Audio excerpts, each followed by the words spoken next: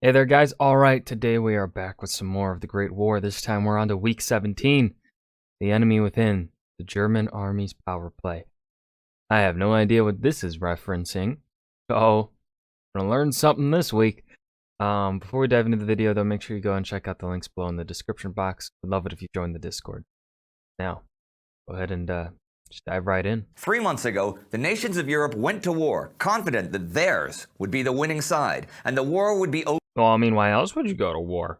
I feel like if you're going to war expecting to be the losing side, you're going to war for the wrong reason. Over in weeks.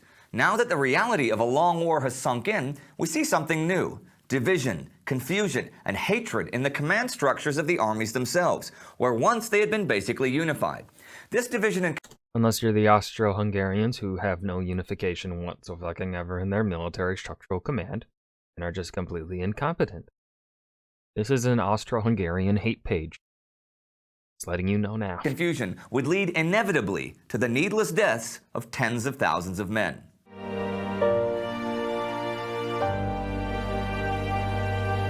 I'm Indy Nidell. Welcome to the Great War. Last week we saw the fighting peter out on the Western Front as the rains and snows of winter came on in force. On the Eastern Front, the Russians had surrounded the Austrians at the fortress of Przemyśl, but further north had regrouped at Lodz to meet the advancing German tide. On yet another Russian front in Turkey, the Russian offensive had been crushed by the Ottoman forces, and in the Middle East, the British were marching on Basra. There were some Austrians who were actually on the move though, 500,000 of them, and we'll see what they were up to right now. Damn. For the past week, they had been invading Serbia, Holy facing shit. half their number of Serbs, who offered effective resistance but were generally retreating. The Serbs had driven the Austrians out of their land in September, but this time, it wasn't going to be so easy. Serbian morale crumbled as the Austrians managed to bring their heavy artillery through the Serbian mud. Much of the Serbian forces lacked ammunition or cold weather clothing, and deeper the Austrians penetrated their territory. Serbian Field Marshal Radomir Putnik, who had actually been caught in Budapest when the war broke out, but was allowed to... That guy looked fucking badass. Heck. Look at that motherfucker. That's a fucking general. Look at, badass looking. Pure white hair. Those eyes. Seen shit. He badass. broke out, but was allowed to return to Serbia by Emperor Franz Joseph, had ordered a retreat to the Kolubara River, where defensive preparations had been prepared long in advance. On November 16th, the Austro-Hungarian forces attacked, but the Serbs pushed them back over the next few days. However, from the 19th, the Austrians managed to gain a foothold, seized higher ground to the south, and now forced the Serbs to retreat. Casualties on both sides were high, but they were exacerbated by frostbite and hypothermia. At this point, both armies were woefully unequipped for the onset of winter. Further north on the eastern and northeastern fronts, though, winter was already here, and men were freezing to death every night in the trenches. There was a bit of chaos in the Russian High Command as General Rennenkampf and his Siberian army in the north was probing towards East Prussia, but hadn't bothered protecting his flank. And when the Germans began a surprise offensive last week, it had collapsed. General Nikolai Ruzhsky, in charge of the whole northeastern front, had pulled his troops back to Lodz, but he didn't seem to understand the size of the German attack. And on November 18th, the Germans reached and nearly surrounded Lodz, 250,000 strong, against 150,000 fortified Russian defenders.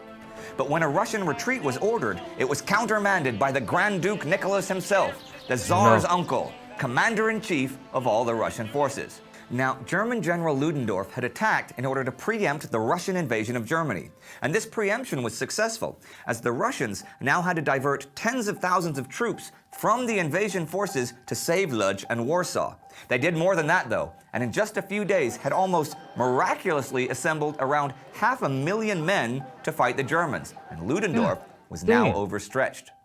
This was warfare on a gigantic scale, and though the Germans hoped for a victory as great as Tannenberg, during the week of fighting that followed, the German war machine ran out of steam. By the 24th, an entire German army corps was even threatened with destruction, and the Germans were stopped by the Russians, the weather, and exhaustion.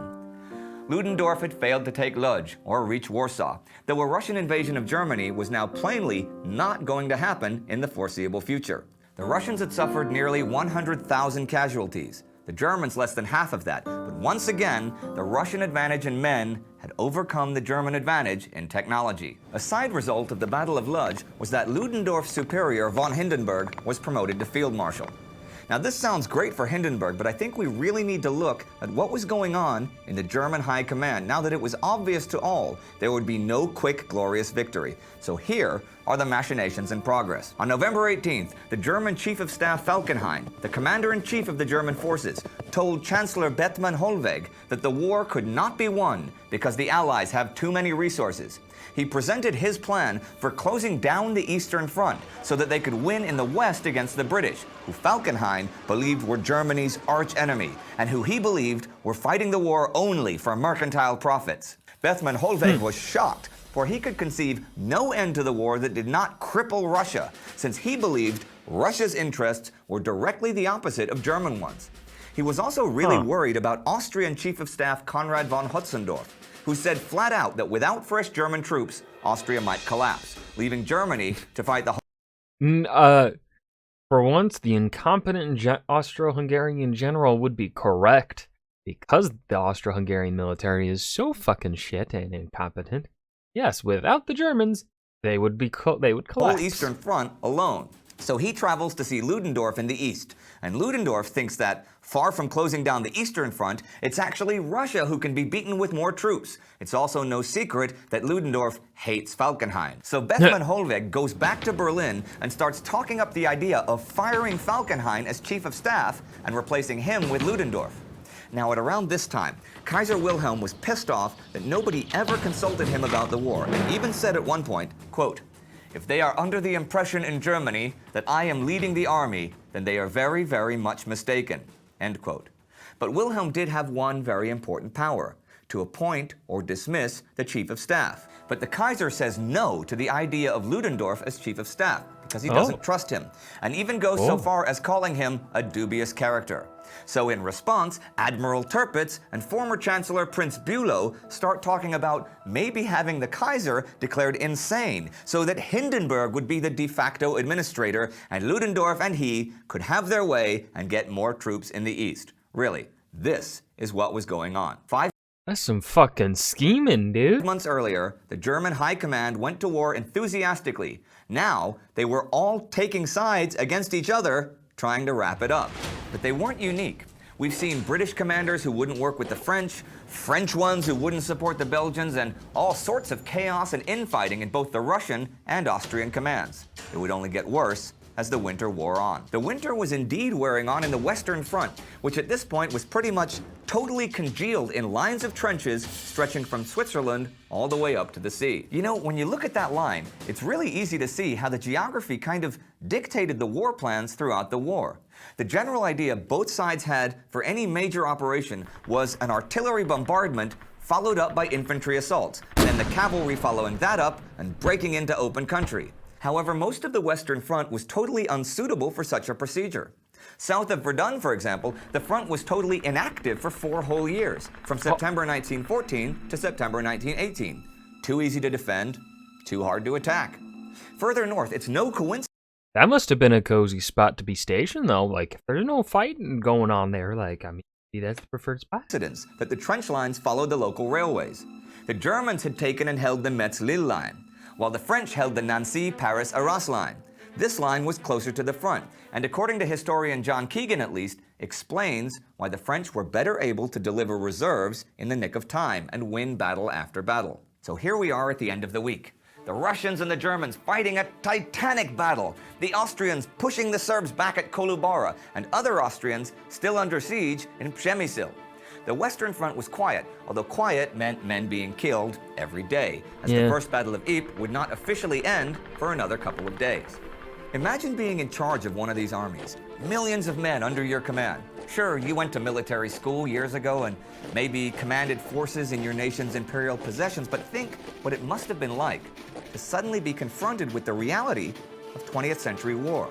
Battles that raged non-stop for weeks, torpedoes beneath the sea and machines that could sail the skies, and the horrors of advanced weaponry that could kill hundreds of thousands of the enemy as they killed hundreds of thousands of your men in mere weeks for the gain of a few dozen meters of foreign soil. This was the reality that the high commands of the warring nations now all had to face. And it was a reality that could break the spirit of any man. Some tried to find ways to end the war, some to shift the blame, and some merely sent ever more troops to their needless deaths. But all of them now counted men within their own command structures as their enemies. This was modern war. In the August 21st episode, I mean, yeah, there's probably still a bunch of power plays that go on in modern war.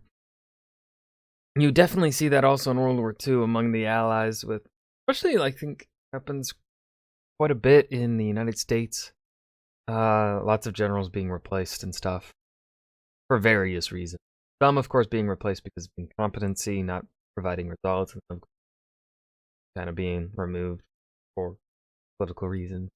At times, the enemy within the German army's power play. Greek War. The Great War, Week 17. I hope you guys enjoyed. Remember to hit that like button and subscribe for more. I will see you guys in the next video. Peace.